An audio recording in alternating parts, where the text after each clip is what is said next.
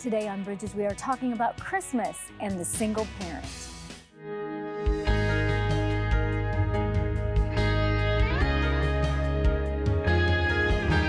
Welcome to Bridges. I'm Monica Schmelter, and I'm glad that you could join us today. Today we're going to be talking about the challenges of being a single parent at Christmas time. And my guest has been with us before. His name is Robert Beeson. And Robert, good to have you back. Thank you so much. It's great to be here. So Merry Christmas. Thank you, and to you too. Thank you.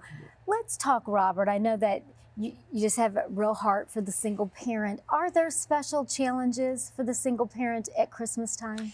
Absolutely. So, if you're a parent, you have traditions at home. And if you're a nuclear family and everyone, mom and dad are both at home, you've established traditions. Now, when that foundation breaks up, not only is it difficult to navigate just being a single parent, but when holidays come around, you start going, okay, what does this look like for me this year? And I think it's uniquely challenging in this time that we're facing, this pandemic, because it just heightens the challenges, first of all. But yes, for a single parent, it's a really difficult time because you're trying to make it a special time for your kids. And yet there are things you have no control over. And there's a lot of pressure on us to try to make it a special time. There's a lot of pressure on us to get good gifts. And a lot of times finances are a major struggle for single parents. And then there's this loneliness, it seems like inevitably we stop getting invited to some of the same parties, and so it heightens the sense of feeling like you're in it alone, the holidays. Yeah, and I think that's especially hard at any time, but during the holidays, we say it's the most wonderful time of the year, and I believe that it can be, but it's not always. No, I think that's a great point because you hear the Christmas music and you hear all the cheerfulness and you watch the Hallmark movies come out and, all these, even the commercials, if you pay attention, I never noticed it until I was a single parent, how many commercials come out at that time and how many of them have intact families gathering around the table together, gathering around the tree together. And you're going, one of these things is not like the other. I don't fit into that category. And so, yeah, it's especially difficult and especially easy to feel isolated, like less than, like you're not part of the group anymore, so. Well, because in so many ways, that's true. It is People lose their friends, the couple friends that they had in that relationship. Not that people don't want to be your friend, it just doesn't work anymore. You're not in that same group. So you've got that, and then I have made it a special note to watch those commercials, and I have noticed it's all intact families and couples, even if it's people getting engaged and getting married. Yes. And so for the person that's not in that situation and home with children, that has to be so rough personally, and yet as a parent, you want to make things nice for your kid. That's the heart of any healthy parent is, even if I'm alone, even if I'm lonely, I want to make it nice for my children. And like you said, there are tons of things that you're not in control over, like them spending time with their other biological parent, the other grandparents, all of that. So what can it gets complicated. Yeah, and it's not supposed to be. Well, It's not. We at least think it's not supposed to be. Well, and I think the first thing to acknowledge as a single parent is that you're not going to be able to make this perfect, especially in these days that we're living with so much uncertainty. It's important to remember that the most important thing that we can give our kids is our presence. And it's not going to look like it did in years past, maybe.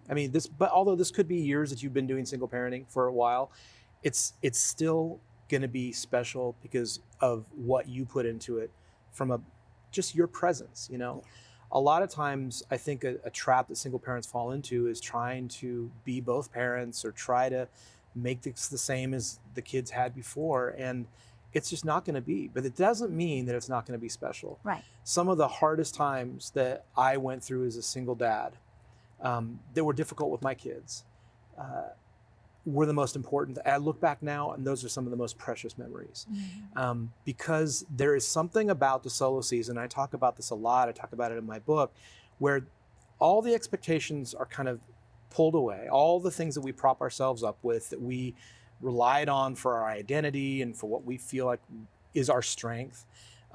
When you're a single parent, a lot of that stuff is ripped away and you're left just in this very vulnerable place. Well, that's hard, but it's also where we find ourselves most available, because we're not playing a role, we're not doing this, we're not trying to pretend, we're just ourselves in our brokenness. And so as we look at getting into Christmas and the holiday season, I think it's important for single parents to make sure that they take some of that pressure off and just focus on being present.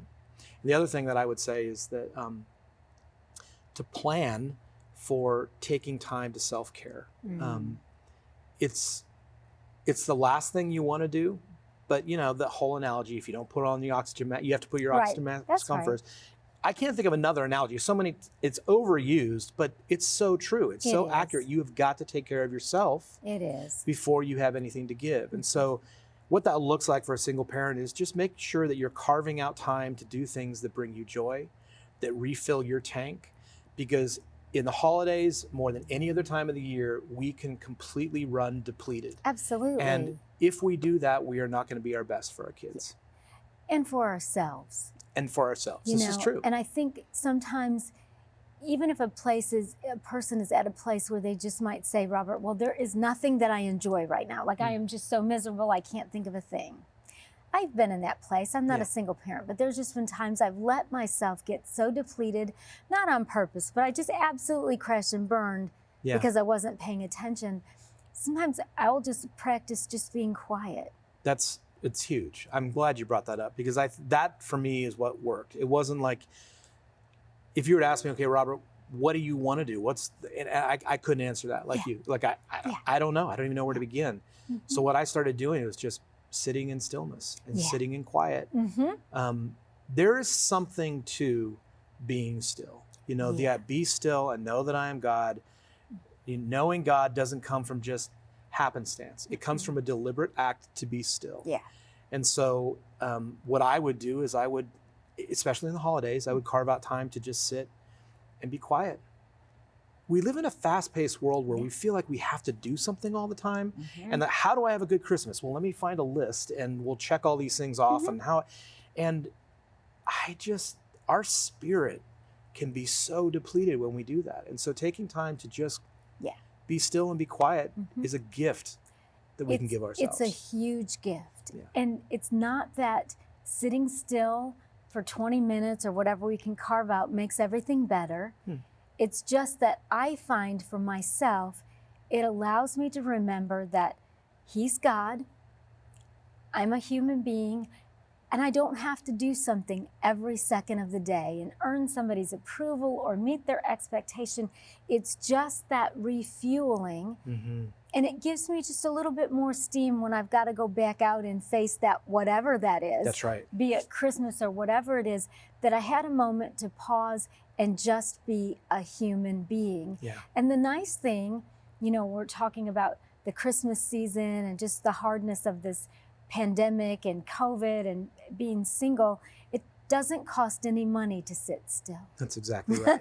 and it's incredible what a difference it can make. There's this story I'm reminded as you were talking about this. I'm going to butcher the story a little bit, but these missionaries had gone to a tribal area and they were trying to get to a destination. So they had helpers carrying bags and they wanted to get there faster. And so they asked these native people if they could let's speed it up. And so they did, and they did 2 days of like escalated speed. And on the final day that they were gonna get to the destination, the helpers just sat down and they wouldn't get up. And they asked the tribal people, what's going on? And they said, well, we can't go any further. They said, why not? They said, because we need to sit still so our souls can catch up to our bodies. Amen. And that so good. To me is an illustration of what we need to do, is we need to let our souls catch up to what's going on in the physical world. And we do that by stillness. That's so good. That's so good. I had not heard that story, so if you butchered it, I have no idea. Well, then I'll claim that that's the actual truth. It was perfect, because they know what they're talking about. I wouldn't have had those words to put to it, but that's exactly what happens when I just still myself, when I just sit in silence and don't require anything more of myself than that. And that's a gift that single moms and dads can give to themselves this Christmas season, and it will make them, and I think just be an investment in their children also. That's right. And it may be an investment. We feel like, well, I can't take time to do that, but we don't have time not to do that. Right. That's so well put. Yeah. And I think if we're, like I said, the best thing we can give our kids is our presence. Mm-hmm. And I will tell you that if there's any single parent watching right now, I can tell you the one thing I can tell you about them for sure is that their mind is going like this constantly, trying to keep all the balls in the air. And it's impossible. It's impossible to do that. Right. And so if we can just be still and be present with our kids, and what I mean by that is not trying to keep all the balls in there, but if we can just be, I'm here with you in this, let's enjoy this, let's whatever. I mean, it's a good tip for any of us, right? But especially single parents, giving the gift of presence only happens if you let your soul catch up to your body and you are actually present. That's right. And you know, it's a tremendous gift also to teach our children. Not that I think, you know, to sit down on the floor and say, okay, we're all going to just be quiet for whatever, but this time in our culture is hard on our children too. It's, yes. I mean, if it's hard for adults, just think about what it's like for a little person to not be able to go to school or to have to wear a mask or to all of these adjustments that these little people have had to make.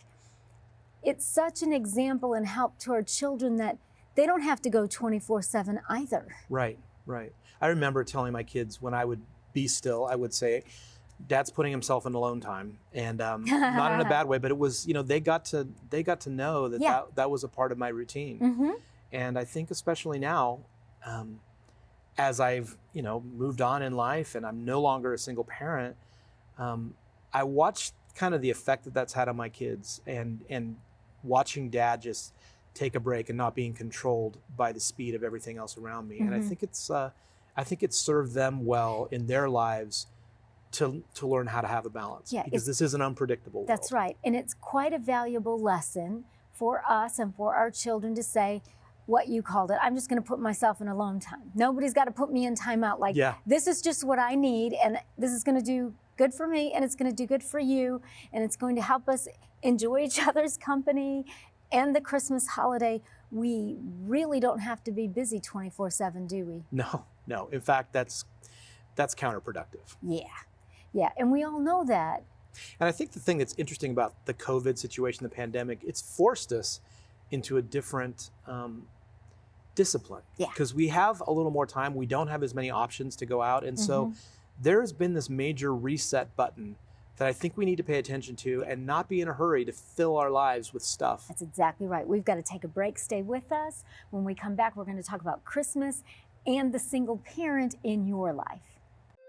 If you're looking for ways to grow your faith, we invite you to go to monicaschmelzer.com, where you can watch Bridges interviews and Monica's teachings on demand. You'll also find free online extras that offer practical ways to live out your faith. Visit monicaschmelzer.com, where you'll find hope, because truth changes everything.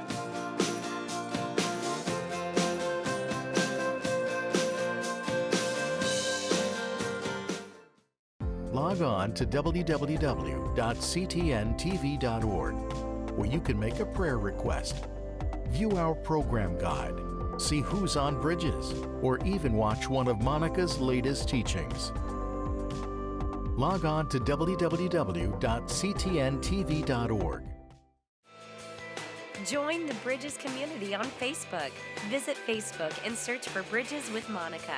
We would love to connect with you.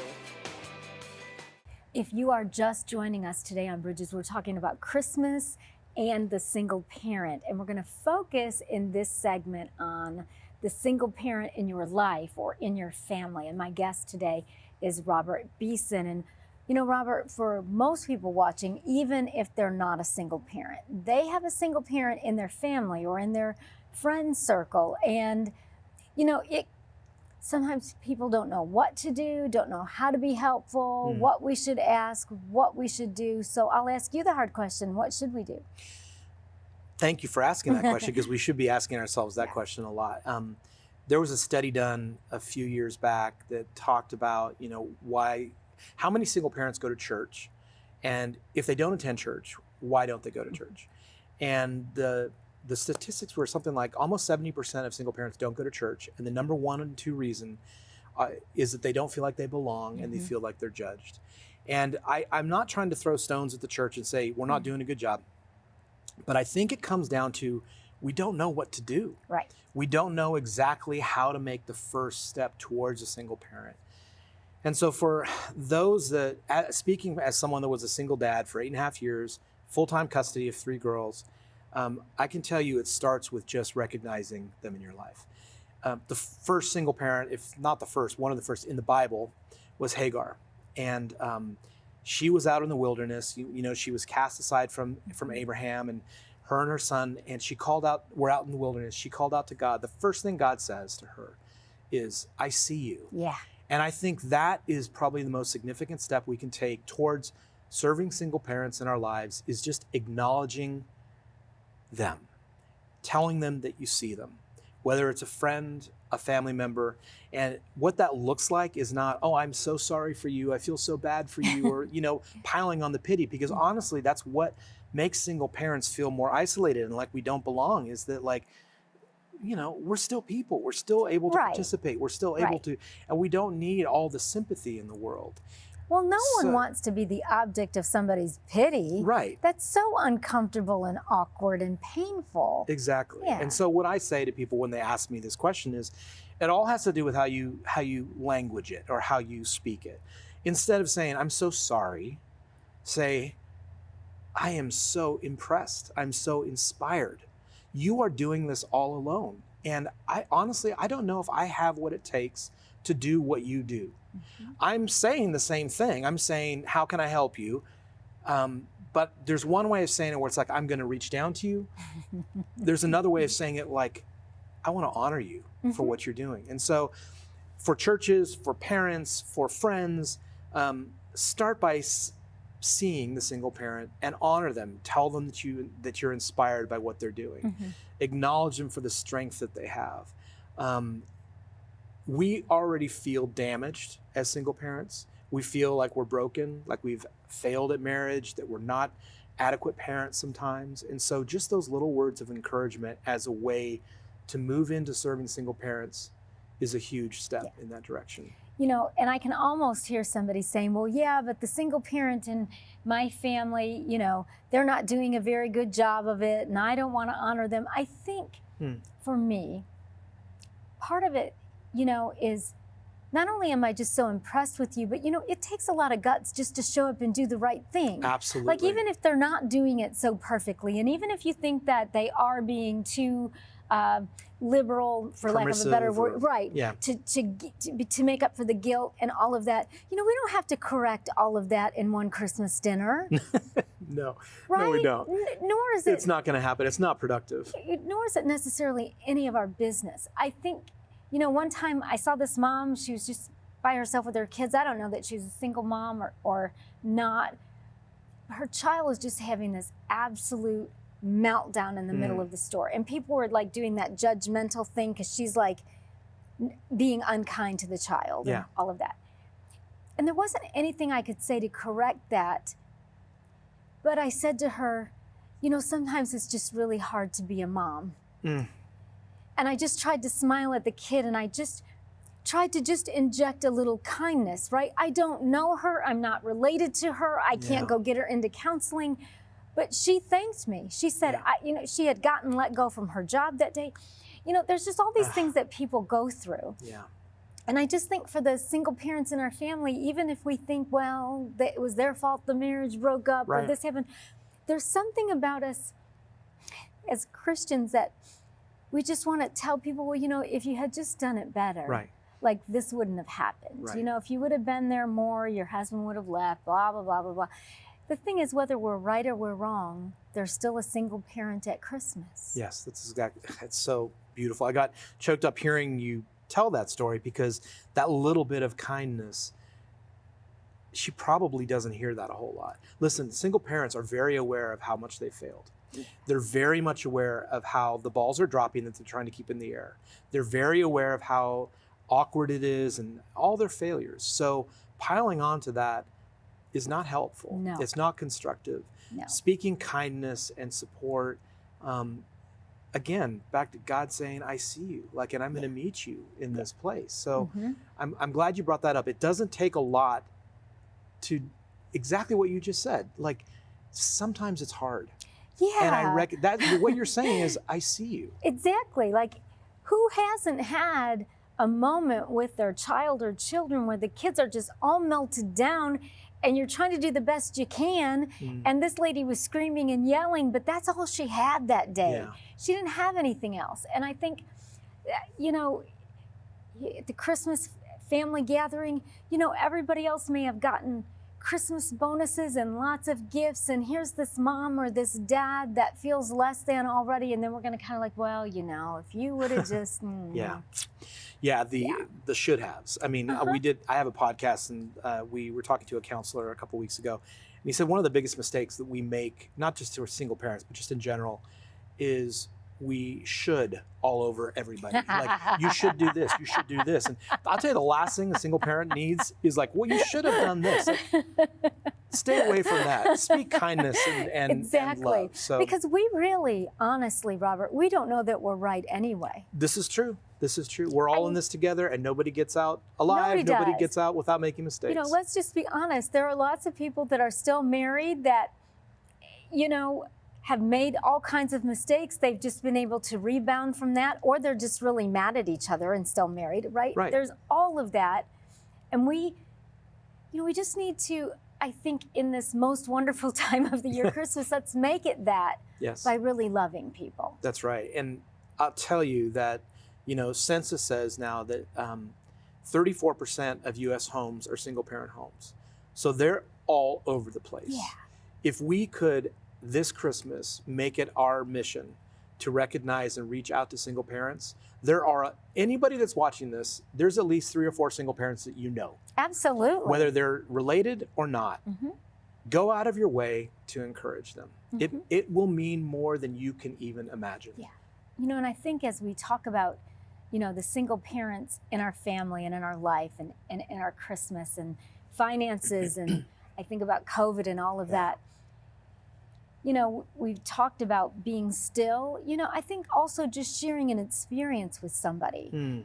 You know, making cookies. Yes. Making a boxed cake. Like, it doesn't have to cost $1 bazillion. No. If we have a single parent in our family, if you have the finances to underwrite their Christmas, by all means do that. But you know, what might mean a whole lot more is making Christmas cookies together. That's right. Or, you know, there's so many things that you can do that you wouldn't even think that mean that much, Right. but they mean a do. tremendous amount. You know, some of the things that we've done as a church and a solo parent society is, you know, just one of the things you don't think about is if you're a single parent, your kids are not going to be giving you gifts that the ex gave them money to give you. Huge idea is to say, can I take your kids out to buy a Christmas present for you? And in doing that, you are not just giving something to the single parent. That's right. You are doing something for the kids. Yep. Because they want to. They want to give do. gifts. They do. But they can't ask the ex to go shopping to buy No. something for mom. A lot of times it's a volatile situation still. Right. And Right. so that's one very small way, even if the single parent pays for it. But I would say underwrite that. Absolutely. It's just that I had 2 women friends that during my single parent days, every birthday, Father's Day, and Christmas, they would come pick up my daughters and they would go to Target and buy a gift. That didn't take much time for them, but I tell you, the way that blessed my life, I'll never forget it. And my girls will never forget either. And, you know, for the children to be able to see their parent open a gift, Exactly. they are very aware Yes. that mom or dad got them gifts and that they're not opening anything. Right. Right? And that Exactly. hurts them. Yes. And they don't have the money if they're little children to go out and to Or buy a car, or how are they going to, you know? They don't. They Right. don't. I thought, Robert, one of the best things that my dad did when my mom and dad were divorced, and they remarried each other like after 10 years. That's but beautiful. the best thing that I thought that he did was every Mother's Day, he took my sister and I to buy her a gift and got her something for Christmas and birthday while they were divorced. You know who that meant more to? You. Me. I'm still talking about it. Exactly. I'm still talking about it. Like, you know, I just remember one year for Mother's Day, it was a big thing for the mothers and daughters to have matching outfits. So he got us 3 matching dresses, like so that we could do that, like what we imagined all the other mothers and daughters did. Yes. And it spoke so much to me. It's still speaking to me as an adult woman. Yeah, that's huge. Because he gave that gift of love, that whatever had happened between them, they had two daughters together, right. And he didn't want my mom to have that kind of aloneness on that day. Right. So other people may not be in that place with their exes, but my goodness, could not aunts, uncles, neighbors step up and say, this is gonna be like our giving Christmas, this is what we're gonna do to make a difference for the single parent in our life? Right, absolutely. And it's a small thing, but it's a massive thing. And I would say that, you know, we talked about a little earlier that you may be aware of the problems that single parent had that created the situation. So don't frame it as you're doing something for the single parent. Think about it as if you're doing something for their kids. Amen. I love that. It's so important. Yeah. Yeah. Because those kids did nothing. No, they didn't do anything. And another thing that you can do that you don't think of is that we hear from single parents, because, you know, in our group, all we do is minister to single parents and those that love single parents. Decorating the house with them, helping them decorate is a massive thing, because you're one parent, you're trying to keep all your kids fed and healthy and happy. The idea of now, like, retool, if your kids are too young to decorate to help you, step in and just even watch the kids while the parent decorates. Little things like that. Yeah. And, you know, sometimes we don't realize that, you know, especially if it's the first Christmas after becoming a single parent, all that, it might be hard for the single parent to even want to decorate. Like, we know it's the right thing to do, but gosh, we can't get there. To just say, I'm coming over, I'm buying pizza for everybody, let's decorate, let's make this a fun night. I'm so glad you brought that up. That's a really important distinction, because it is hard, because you're going through ornaments that have meant something potentially for the years, and nobody wants to do that. And so to have someone else reinforce you is a huge gift you can give to a single parent. Well, I'm so sorry that we're all out of time, but thank you for coming today. Thanks for watching Bridges. For more information on today's guest, visit the website on your screen.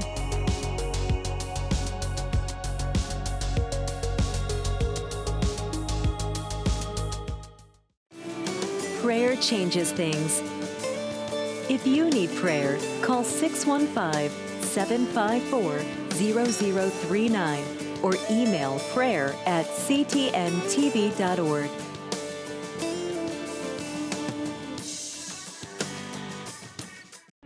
Don't miss another episode of Bridges. Subscribe to our YouTube channel today, where you can find all of Monica's latest teachings and interviews. It's easy to do. Just visit youtube.com, search Monica Schmelter, and click subscribe. Once you are subscribed, click the bell icon to get notified when a new episode is available to view. Thanks for watching Bridges.